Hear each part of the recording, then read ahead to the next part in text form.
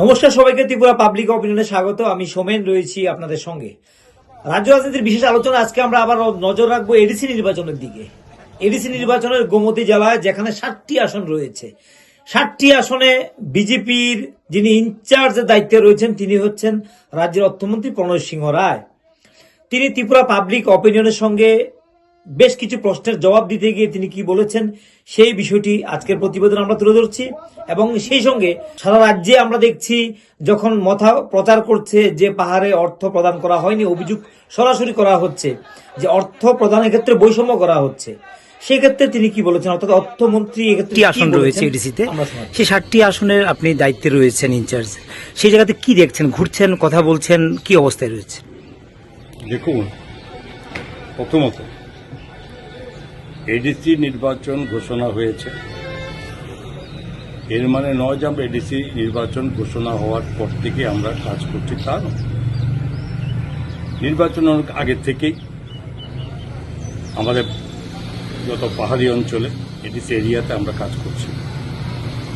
দীর্ঘ 5 মাসের উপরে, বিগত 5 মাস ধরে রাজ্যের মাননীয় মুখ্যমন্ত্রী প্রফেসর ডক্টর মানিক শাহ নিজে এডিসি এরিয়াতে উনি কাজ শুরু করেছেন। আপনারা সকলেই জানেন, একটা সময়ে আমরা এডিসি এরিয়াতে সাধারণ মানুষ থেকে শুরু করে আমাদের কার্যকর্তা একটা হতাশা একটা বোধ করত যে আমাদের দল বোধ তাদের থেকে সঠিকভাবে আমরা এখানে সংগঠন করছি না। এই উপলব্ধি এবং রাজ্যের জনজাতি অঞ্চল মানুষের ডেভেলপমেন্ট কোথাও কিছু থমকে আছে, এই বাস্তব অনুভূতিটুকু মাননীয় মুখ্যমন্ত্রী অনুধাবন করেছেন। এবং তখন উনি এটা ঠিক করেছেন যে আমি এক ত্রিপুরা শ্রেষ্ঠ ত্রিপুরা বানাবো, বিকশিত ত্রিপুরা বানাবো, রাজ্যের সমস্ত এলাকায় উন্নয়নের সব কাজ চলছে, রাস্তাঘাট, মানে শিক্ষা প্রতিষ্ঠান, স্বাস্থ্য পরিষেবা থেকে শুরু করে সমস্ত জায়গাতে উন্নয়ন চলছে। মনে হচ্ছে যে জনজাতি অঞ্চলে সেভাবে সঠিক তার প্রভাব পড়ছে না। এটা উনি রাজ্যের মুখ্যমন্ত্রী, উনি সবটাই খবর রেখেছেন। এবং এডিসি সরকার গঠন করেছে টিপ্রামথা 2021 সাল থেকে 5 বছর তাদের কাছে এই এডিসির দায়িত্বে। সরকারের টোটাল, আমি অর্থমন্ত্রী হিসেবে বলি, বারবার বলেছি বিধানসভায়, টোটাল রাজ্যের যে ডেভেলপমেন্ট ওয়ার্কের জন্য যে টাকা আমরা ধার্য করি তার 40% টাকা ট্রাইবেল এরিয়া মানে এডিসি এরিয়াতে, তার জন্য আমরা সেই টাকা আমরা বরাদ্দ করি। এবার 7,000 প্রায় 900 কোটির কাছাকাছি আমরা দিয়েছি টোটাল টাকা। এদের এই টাকাটা হবে, আমাদের বাজেট যদি 34,000 কোটি হয়, 50% টাকা লাগে আমাদের এই স্যালারি, পেনশন, লোন এই সিস্টেমে। বাকি টাকা ডেভেলপমেন্টের প্রায় 40% টাকা আমরা এডিসিতে আমরা দিয়েছি, এবারও দিয়েছি। গত বছর 7,100 কত কোটি টাকা দিয়েছিলাম, এবার দিতে আরো বেশি করে।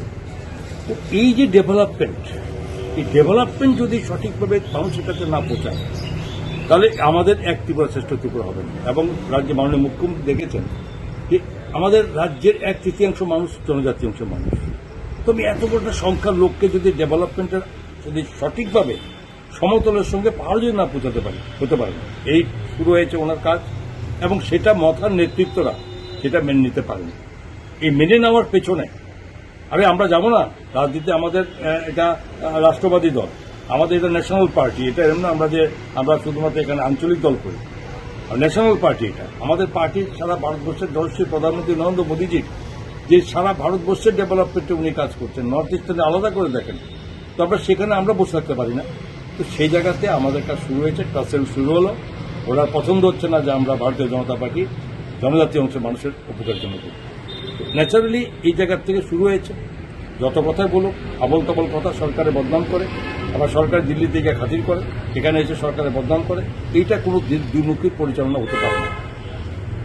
তো এই ক্ষেত্রে আমরা শুরু করেছি আগের থেকে। এখন আমরা পরিষ্কারভাবে, আপনারা দেখেছেন ইদানিং রাজ্যের সর্বত্র 28টি সিটে সর্বত্র প্রতিদিন অল্প বিস্তর কম বেশি সংখ্যক মথা বা সিপিএম পার্টির থেকে ছেড়ে সমস্ত বিজেপির পতাকা তোলে সামিল হচ্ছে।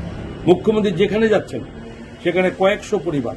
গতকালের আগের দিন আপনারা জানেন যে আমাদের এখানে পাহাড়পুরে একটা জায়গা আছে যেখানে নতুন বাজার মালবাসা কেন্দ্রের অধীনে পড়ে। এই পাহাড়পুরে কখনো ভারতীয় জনতা পার্টির কোনো প্রোগ্রাম আজ পর্যন্ত হয়নি। আর সেখানে কয়েক হাজার লোক নিয়ে এবং 700 ভোটার 207 পরিবারকে করে ভোটার দিয়ে তিনি জয়েন করেছে। করবুকের প্রচুর লোক জয়েন করেছে, ওমপিদের লোক জয়েন করেছে। আমি একাধিক জায়গাতে জয়েনিং হচ্ছে, এটা আমার দায়িত্বের মধ্যে পড়ে। আজকে আমি সাউথে গেছি, সারাদিন সকাল থেকে সাউথে ছিলাম, সেখানেও এক জায়গাতে জয়েনিং। আমি শান্তির বাজারে বিচন্দ্রমোহনকে প্রোগ্রাম করেছি ইন্ডিয়ানের স্বার্থে, র্যালি হয়েছে, এখানে বড় বিশাল র্যালি হয়েছে, সেখানেও জয়েনিং হয়েছে। তো আমার বক্তব্য হচ্ছে এইভাবে প্রতি জায়গাতে জয়েনিং চলছে। তো এই জায়গাতে আপনার নিশ্চিন্ত আমার 7টা সিটের মধ্যে আমি কোন সিটটাকে বলবো আমি জিতবো না আমি বলতে পারছি না। আপনি যদি আমাকে বলেন যে আপনার কোন সিটটা মানে আপনি কনফার্ম না, আমি বলবো আমি যত কটা সিটে কাজ করছি আমার কাছে সবটাই কনফার্ম মনে হচ্ছে। মানুষের দেখা, মানুষের কথা বলা, জনজাতি অংশে মানুষ আসে অত্যাচার করছে, তারপরও মানুষ যেভাবে ভাবাবেগে চলছে আমাদের সঙ্গে, সেটা আমরা পরিষ্কার। আচ্ছা, গোমতী জেলার ক্ষেত্রে যেটা বাগমা কেন্দ্র, সেই বাগমা কেন্দ্রে পূর্ণচন্দ্র জমাতিয়া তিনি ছিলেন সিইএম এর দায়িত্বে, তিনি ছিলেন এই কেন্দ্র থেকে জয়ী হয়ে। আবার এখানে 30 বাগমা কেন্দ্র থেকে রামপদ জমাতিয়া বিধানসভা নির্বাচনে জয়ী হয়েছিলেন, এডিসিতে জয়ী হয়েছিলেন পূর্ণচন্দ্র জমাতিয়া। এই আসনটাকে কিভাবে দেখছেন? দেখুন, এই আসনটা Purnachandra Jamatia CEM chief executive member হিসেবে কাজ করেছেন 5 বছর। আপনি নিজে গিয়ে আপনি যদি মানে একদম নিরপেক্ষভাবে জনজাতি অঞ্চলের মানুষকে জিজ্ঞেস প্রশ্ন করেন যে তোমার বাগমা এলাকাতে কি কি উন্নয়ন করেছে 5 বছরে এডিসি, বলবে কিছুই করে।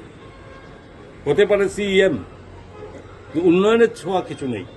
আর আপনারা তো ভালো করে জানেন এই উন্নয়নের টাকা তো লুটপাট করে নিয়েছে। আমি ছোট্ট একটা উদাহরণ আপনাকে দিই, আমি অনেক আছে উদাহরণ বলে লম্বা টাইম হবে, আমার দরকার নেই, আমি ছোট্ট একটা উদাহরণ দিয়ে বলি। আমি সবাইকে বলি যে মুখ্যমন্ত্রী যারা রাবার বিজনেস করে জনজাতি অঞ্চলের মানুষ, তাদের ডেভেলপমেন্ট, তাদের অর্থনৈতিক উন্নতির জন্য, ব্যবসাকে চাঙ্গা করার জন্য, শক্তিশালী করার জন্য উনি স্পোক হাউসের একটা প্রজেক্ট দিয়েছেন। রাজ্য সরকারের টাকা 35 কোটি 50 লক্ষ টাকা আমরা দিয়েছি। এখানে 75 লক্ষ টাকা একটা স্পোক হাউসের জন্য কার্য করা হয়েছে। যেখানে যায় জনজাতি অঞ্চলে তারা শুনেই নেই কেস কি, তা জানতেই পারে না। তো এইসব কি করেছে, এটা কি কিল্লাতে এফেক্ট হয়নি? কিল্লা মানুষ জানছে না যে যিনি সিএম এত টাকা 75 লক্ষ টাকা পাওয়ার জায়গায় সব জিরো। বাকি সমস্ত জায়গাতে যত ডেভেলপমেন্টের জায়গা কোথাও ফাঁকা, কোথায় করে হসপিটাল করবে কোথাও ফাঁকা এখনো হয়নি, কোথাও গিয়ে ওষুধ দেবেন ভূমি পূজন করছে, কোথায় কমিউনিটি হল কোথার থেকে আনবে, ওরা পয়সা দেবে। কমিউনিটি হলের জন্য রাজ্য সরকার এখনো পয়সা কোনো ধার্য করেনি। এইসব নতুন নাটক করে লাভ নেই। তো আপনি বাগমা কেন্দ্রের কথা বলেছেন, বাগমা কেন্দ্রের যে পূর্ণচন্দ্র জমাতিয়া বহু ভোটের ব্যবধানে হারতে চলেছে, এটা আমি ডাইরেক্টলি বলি। আমরা শেষ প্রশ্নটি যেটি করব, গত নির্বাচনে 11টি লড়াই করার মধ্যে 9টি পেয়েছেন আপনারা, পরবর্তীতে একটি নির্দল আপনাদের সঙ্গে যোগ দেওয়ার কারণে 10টি বিজেপিতে ছিল। এবার 28 আপনারা লড়াই করছেন, একটু দেরিতে হলেও আপনারা লড়াইটা শুরু করেছেন, আমরা দেখছি তোড়জোড় করে। সেই জায়গাতে সম্পূর্ণ ফলাফলটা কি হতে যাচ্ছে? দেখুন, আমি একটা কথা আমি একটু বলেছি, 7টা সিট সম্ভাবনার কথাটা আমরা জিজ্ঞাসা করছি। 7টা সিট সম্পর্কে আপনাকে আগে বলেছি যে আমার কাছে বলতে পারছি না কোন সিটটা আমি দুর্বল আছি। আমি সারা রাজ্যে কাজ করছি না, সারা রাজ্যে খবর রাখতে পারি। তো এতটুকু আমি জানি যে 28টা সিটের মধ্যে আজকের দিন এই জায়গায় দাঁড়িয়ে ডে বাই ডে ইনক্রিজ হচ্ছে। আমি এটা বলতে পারছি না যে 28টা সিটের মধ্যে কোন সিটটা আমরা দুর্বল, ভারতীয় জনতা পার্টি দুর্বল, এটা আমি এজামশন করতে পারছি না। এমনভাবে জয়েনিং চলছে, প্রতি জায়গায় দেখুন গন্ডগোল করছে, মানুষ বেরিয়ে আসছে। যত গুন্ডামি করবে তত মানুষ বেরিয়ে আসবে। আর সবচেয়ে বড় কথা কি জানেন, আমরা আমাদের কাজের মাধ্যমে আমরা এটুকু বুঝতে পারছি আমাদের সব সিটে আমরা শক্তিশালী। 1 নম্বর, হারা জেতার কথা পরে হবে, কিন্তু সব সিটে যোগ শক্তিশালী ভারতীয় জনতা পার্টি। আর যিনি সুপ্রিমো, তো ওনার তো আপনি দেখতে পাচ্ছেন ওনার একটা বিভ্রান্তি, ওনার অসংলগ্ন আলোচনা, এগুলোতে আরও প্রমাণ করে যে উনি নিজে সেটা বুঝতে পেরেছেন। তাহলে কখনো বলে গেটার টিপ্রাল্যান্ড এসব বলেছে অনেকদিন, আবার এখন গেটার টিপ্রানকে ছাড়িয়ে দিয়েছে, চলে গেছে বাংলাদেশকে নিয়ে। এগুলো একটা ভারতবর্ষ একটা স্বাধীন রাষ্ট্র, সার্বভৌম রাষ্ট্র। এই রাষ্ট্র কখনো কোনোদিনও অন্য পার্শ্ববর্তী কোনো দেশের উপরে অযথা কখনো আক্রমণ করে না। আমাদের দেশ যদি আমাদের কোনো আঘাত আসে আমাদের মধ্যে, তার জবাব আমরা দিতে প্রস্তুত, আমরা দিয়েছি বিগত দিনে। আমরা নিজের থেকে যাই। উনি কি করে একজন রাষ্ট্রের, এই ভারতবর্ষের নাগরিক হিসাবে ওনার মতো উনি এসব নেই, উনি পড়াশোনা জানেন। ওনার মতো লোক কি করে বলে যে খাগড়াছড়ি ইয়েতে কি বলে আপনার চিটাগাং, কক্সবাজার সব নিয়ে উনি গেটার ত্রিপায়ন বানাবে। আর আমি তো বুঝতে পারছি না ভারত সরকারের নোটিশে যাবে, বাংলাদেশ থেকে তো এখন যদি অভিযোগ করে যেরকম বলছে আপনার ভারতীয় যে আমার সব দখল করে নেবে, আমি জানি না সেটা কি হবে। তো এই ধরনের কথা কারা বলতে পারে? যখন মানুষ বাস্তব পরিস্থিতিতে যখন বুঝে নেয় যে অসহায়, থাকবে না কিছু, আগামী দিন ভবিষ্যৎ খারাপ, তখনই সব কথা বলে। আচ্ছা, শেষে একটি বিতর্কিত প্রশ্ন আমরা করব, কিছুটা বিতর্ক থাকতে পারে। সমতলে আপনারা জোট রয়েছেন, মথার সঙ্গে মথা যোগদান করেছে, পরবর্তীতে সরকারে রয়েছে, এখন অফিসিয়ালি সরকারে রয়েছে। এডিসিতে আপনারা বিরোধী। এখন এডিসি রেজাল্টের পর এমন কোনো সম্ভাবনা আছে যে আবার মথার সঙ্গে এডিসিতেও জোটবদ্ধ হয়ে বিজেপি সরকার গঠন করতে পারে? আমি আপনাকে একটা কথা বলি, এতক্ষণ যা বলেছি আপনি নিশ্চয়ই বুঝতে পারছেন ভারতীয় জনতা পার্টি কতটা সিট জিতবে বলে। আমি সবটা সিটে আমাদের লড়াই এবং মজবুতভাবে লড়ছি। আমরা কারোর সঙ্গে জোট হয়ে সরকারে যেতে হওয়ার মতো অবস্থা থাকবে না, এতটুকু আমি বলে দিতে পারি। মানে সরকার গঠন করতে চলেছেন এডিসিতে? সরকার গঠন করছি আমরা, সেখানে কাউকে সঙ্গে নিতে হবে না, এমন পরিচয় হবে না আমাদের। আর আপনি যেটা বলছেন সেটা হলো সর্বভারতীয় পলিটিক্স, কেউ আসবে কি যাবে, কাকে নেবে কি নেবে না, সেটা সিদ্ধান্তটা আমরা করি না, সেটা আমাদের দিল্লি করে, এটা মনে রাখবেন। আমরা সর্বভারতীয় পার্টি, আমরা ওই রেজিমেন্ট পার্টি না। এখানে বসে সকালে বসে চা টেবিলে বলে দেবো একটা, রাত্রেবেলা ডাইনিং টেবিল উঁচু ভাববেন না, আমাদের সিদ্ধান্তের। আমি এতটুকু বলে দিতে পারি আপনার প্রশ্নের পরিপ্রেক্ষিতে, আমাদের এই আগামী এডিসি নির্বাচন যে চলছে, এই নির্বাচনে কারো সহযোগিতা লাগবে না। Thank you.